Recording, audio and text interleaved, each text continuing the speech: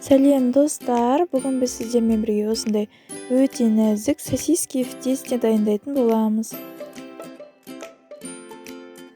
Ол үшін біз алдын ала еленген ұнымыздың үстіне ашытқы, яғни дрожжды, қант және де тұзды салып қолымызбен араластырып, үстіне жылы су құйып, жұмсақ қамыр илейміз.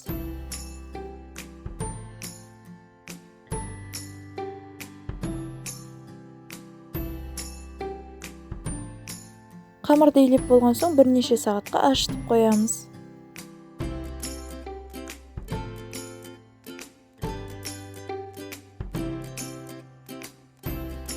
Біздің қамырымыз осындай өте нәзік, воздушный болып шықты.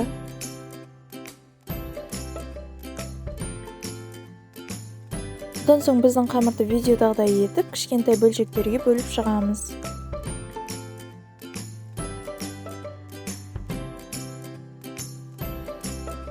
Содан соң әрбір бөлшекті оқтаумен видеодағыдай етіп, жайып шығамыз. Қамырды жайып болған соң сосисканы салып, видеодағыдай етіп түйеміз.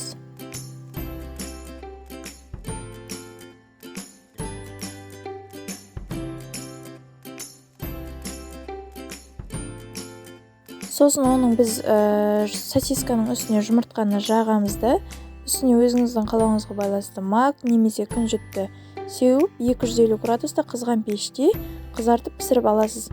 Не болмаса жай отта қызған маймен қуырып алсаңыз болады.